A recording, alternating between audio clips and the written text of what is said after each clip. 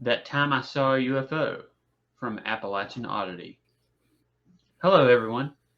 I'm Jimmy, and this is Phil. Welcome to Spooky Appalachia. This week we have a story sent to us by our good friend Appalachian Oddity. If you've never heard of them, be sure to check out their website and their YouTube channel. They have been an awesome resource for our content as well as an often contributor. When I was a kid, my family and I went to visit a relative's home on Christmas Eve to open presents. This was in West Virginia in the late 2000s, I think, and I remember it being dark at the time. On the way to our destination, we were driving past what looked like a natural slope between two mountains by the roadside. This spot was also near a railroad crossing. We saw three large red floating lights, and at first thought it was a new cell tower. Then the lights began moving ever so slightly, and we saw that they weren't attached to anything. My father pulled the car over, and we all stared at the lights for a while, trying to figure out what they were as they hovered gently back and forth over the same spot between the mountains. We could see now it wasn't a cell phone tower, but none of us at the time jumped to the idea of it being a UFO. We still thought it might be part of the landscape or something. We resolved to check again on our way home to see if it was still there, and headed off to my relative's home for Christmas Eve. Of course, on the way back, the three red lights were completely gone. Therefore, it couldn't have been part of the hillside. It was most likely something flying, though it could still be something explainable in an ordinary way.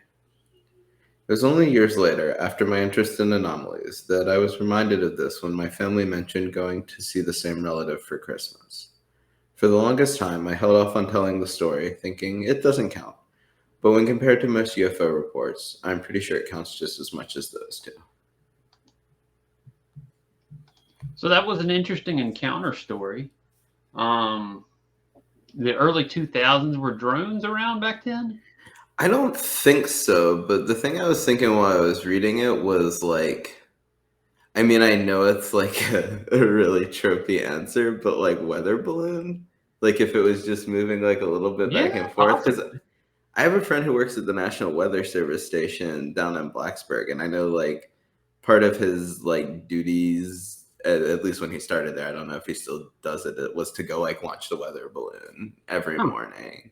So like that is a thing.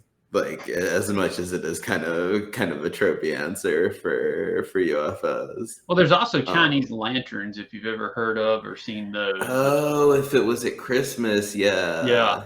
Yeah, if people were celebrating or something. not to poke Yeah. holes in it or anything. It's actually No, awesome. it's cool. You know. And like, yeah, I mean, I definitely think like I read something the other day that was like, since the Pentagon did that UFO like reporting line, it's just been absolutely I wish I inundated. worked in that So office. God, yeah, we have stories for days. we could do a lot of react videos with all of that classified material.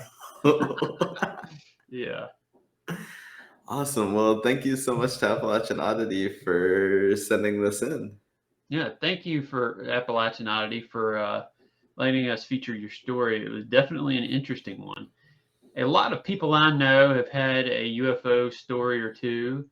I have one that I will probably share one of these days myself, even. Remember, if you have a story you'd like to see featured here, you can email us at webmaster@spookyappalachia.com. And big thank you to our Patreons. You guys keep us going. Thanks to Alvin, Charles, Donald, Jeff, Josh, Julia, Shannon, and Taylor. And thank you all for tuning in.